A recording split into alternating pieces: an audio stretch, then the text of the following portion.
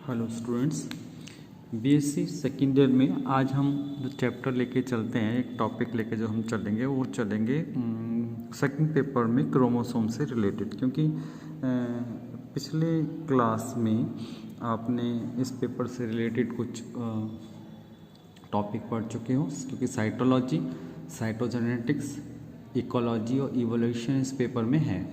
तो साइटोलॉजी से कुछ रिलेटेड कर चैप्टर हमने फर्स्ट ईयर में पढ़ रखे हैं, जैसे सेल स्ट्रक्चर है, क्रोमोसोम का स्ट्रक्चर है, माइटोकॉन्ड्रिया है, डिवीजन्स हैं और कुछ जेनेटिक्स के क्वेश्चंस हमने पढ़े हुए हैं। तो आज हम जो टॉपिक क्रोमोसोम से लेकर जा रहे हैं, से रिलेटेड लेकर जा रहे हैं, तो नया टॉपिक है क्रोमोसोमल एबरेशन।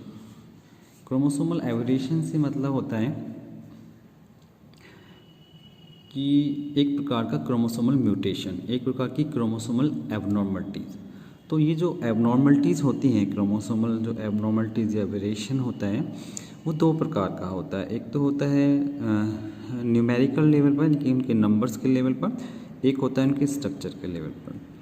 तो यदि हम न्यूमेरिकल चेंजेस देखें क्रोमोसोम में, न्यूमेरिकल चेंजेस इन क्रोमोसोम देखें तो कितने प्रकार की एबनॉर्मलिटीज़ हो सकती हैं, वेरिएशन हो सकता है। मतलब जो क्रोमोसोम्स का जो नंबर है उसमें क्या अप डाउन्स आ सकते हैं। ज़्यादा बेसिक क्रोमोसोम से ज़्यादा हो सकता है, कम हो सकता है, एक कम हो सकता है, दो कम हो सकता है, या बेसिक क्रोमोसोम नंबर के बराबर हो सकता है।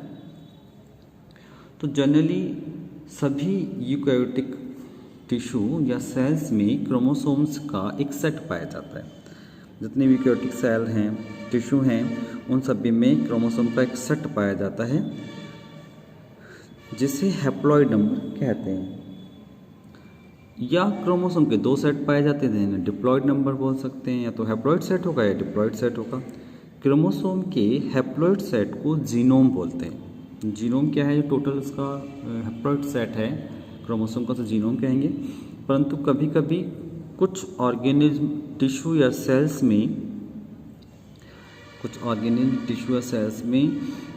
डिप्लॉइड क्रोमोसोम नंबर नहीं पाया जाता, बल्कि उससे कुछ कम या ज़्यादा क्रोमोसोम नंबर पाए जाते हैं। इससे मतलब ये जो केस है जिसमें क्रोमोसोम से कम या ज़्यादा नंबर का, मतलब ये अप डाउन्स का होना, वो उसे एनिप्लॉइड कहते हैं। ये केस कहलाता है, एनिप्लॉइड कहलाता है। और इस प्रकार के क्रोमोसोम नंबर पाए जाने की क्रिया को एनिप्लॉइड कहते हैं। तो एनिप्लॉइड क्या हो गया? जो बेसिक क्रोमोसोम नंबर में से जो अप डाउन्स हो जाते हैं क्रोमोसोम के नंबर में, उसको हम एनिप्लॉइड कहते हैं। जैसे टिश्यू में कंप्लीट जीनोम पाए जाने की क्रिया को मोनोप्लॉइड या डिप्लॉइड को यूप्लॉइड कहते हैं। टिश्यू में कोई कंप्लीट सेट पाया जा रहा है, नहीं जो हैप्लॉइड टिश्यू हैं या जो गैमेटोफाइट है उसमें हैप्लॉइड नंबर पाया जा रहा है, और जो डिप्लॉइड या स्पोरोफिटिक टिश्यू है उसमें डिप्लॉइड नंबर पाया जा रहा है। तो ऐसी कंडीशन को, हैप्लॉइड या डिप्लॉइड पाए जाने की कंडीशन को यूप्लॉइड कहते हैं।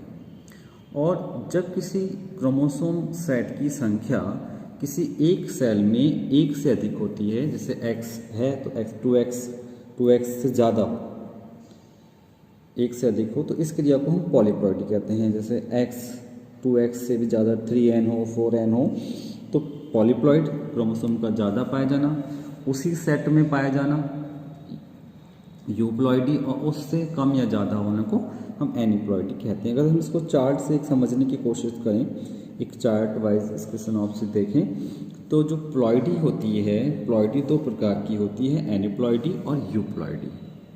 एनिप्लॉइडी का मतलब हुआ number of chromosome is either more than 2n और less than 2n but more than n। ऐसी कंडीशन जिसमें क्रोमोसोम का नंबर 2n होगा या 2n से कम होगा।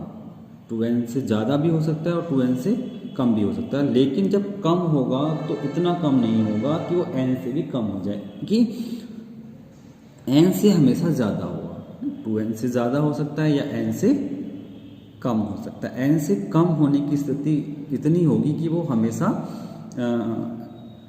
n से ज़्यादा रहेगा, यानी कि जो उसका हैप्लॉइड सेट है वो उससे कभी भी कम नहीं हो सकता। More than either more than 2n और less than 2n but more than n haploid number से हमेशा ज़्यादा होता है। जबकि यूप्लॉइडी जो है, यूप्लॉइडी वर्ड का मतलब होता है अकुरेंस ऑफ फुल गैमीट्स, कि फुल गैमीट्स का पाया जाना। जहाँ पर ऐसी कंडीशन यूप्लॉइडी कहलाती है जिसमें हैप्लॉइड सेट में हैप्लॉइड नंबर पाए जाएं, डिप्लॉइड सेट में डिप्लॉइड नंबर पाए जाएं। अब एनोप्लॉइडी को हम दो पार्ट में डिवाइड कर सकते हैं। कौन कौन से वो टाइप हो सकती है? एक तो हाइपोप्लॉइडी है, एक हाइपरप्लॉइडी है। एनोप्लॉइडी दो प्रकार की होती है, हाइपोप्लॉइडी एंड हाइपरप्लॉइडी। जो हाइपोप्लॉइडी होती है उसमें number of chromosome less than 2n but more than n, उसमें जो क्रोमोसोम का जो नंबर होगा वो 2n से कम होगा बट n से अधिक होगा। जबकि हाइपोप्लॉइडी में क्या होता है कि number of chromosome always more than 2n but less than 3n, मतलब ज़्यादा भी होंगे बट 3n के अंदर ही अंदर ज़्यादा रहेंगे, 3n से कभी भी ऊपर नहीं जाएंगे। क्योंकि यूप्लॉइडी हो सकती है वो निम्न प्रकार की हो सकती है, 3 प्रकार की, मोनोप्लॉइडी, डिप्लॉइडी एंड पॉलीप्लॉइडी। मोनोप्लॉइडी जिसमें एक क्रोमोसोम सेट पाया जाता है, डिप्लॉइडी जिसमें 2 क्रोमोसोम सेट पाए जाते हैं, और पॉलीप्लॉइडी जिसमें 3n 4n या 5n, यानी कि उसके कोई भी मल्टीपल तक हो सकते हैं। तो इस प्रकार प्लॉइडी को एनिप्लॉइडी और यूप्लॉइडी दो भागों में बांटा, और एनिप्लॉइडी 2 प्रकार की हो गई, हाइपर और हाइपोप्लॉइडी, और यूप्लॉइडी 3 प्रकार की, पॉलीप्लॉइडी हो गई। जो यूप्लॉइडी जो 3 प्रकार की हो गई, जिसमें पॉलीप्लॉइड, डिप्लॉइड और मोनोप्लॉइड पाया जाता है। यदि हम अब हाइपोप्लॉइड को देखें, हाइपोप्लॉइडी भी 2 प्रकार की होती है। एक तो है मोनोसोमी और दूसरी है न्यूलिसोमी। मोनोसोमी का जो फॉर्मूला है वो 2n-1 है, जबकि न्यूलिसोमी का जो फॉर्मूला है 2n-2 है। यानी कि क्रोमोसोम सेट में से एक क्रोमोसोम का कम होना, और ये भी 2 प्रकार की होती है। एक तो होती है सिंगल मोनोसोमी जिसका फॉर्मूला 2n-1-1, यानी कि 2 सेट में से एक क्रोमोसोम का कम होना। जबकि डबल वाली जो होती है वो 2n-1-1, सिंगल वाली में एक ग्लास 2n-1 होता है, जबकि डबल में 2n-1-1 होता है। न्यूलिसोम जो होती है वो 2n-2 होती है, जिसमें से क्रोमोसोम सेट में से 2 क्रोमोसोम एब्सेंट होते हैं। हाइपरप्लॉइडी 3 प्रकार की होगी। हाइपरप्लॉइडी को यदि हम लेकर चलें, हाइपो और हाइपर में से हाइपो को है डिस्क्राइब किया। हाइपरप्लॉइडी 3 प्रकार की होती है। इसमें है, पहला है ट्राइसोमी, दूसरी है टेट्रासोमी और तीसरी है पेंटासोमी। इसका जो फॉर्मूला बन रहा है वो ये बन रहा है 2n+1। ट्राइसोमी में 2n+1 होता है, टेट्रासोमी में 2n+2 होता है, जबकि पेंटासोमी में 2n+3 होता है।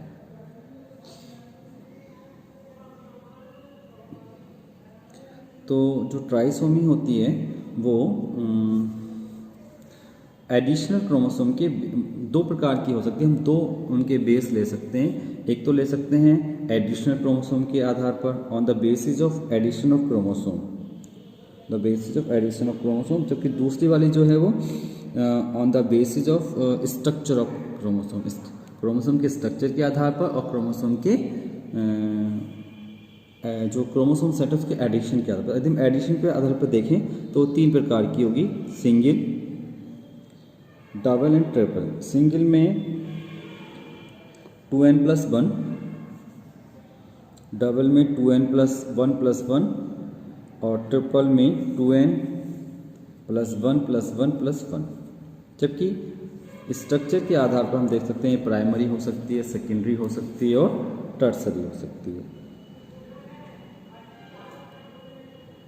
तो जो हाइपरप्लॉइडी की जो ट्राइसोमी है, उस ट्राइसोमी को 2 आधार पर हमने क्लासिफाई किया, स्ट्रक्चर के आधार पर और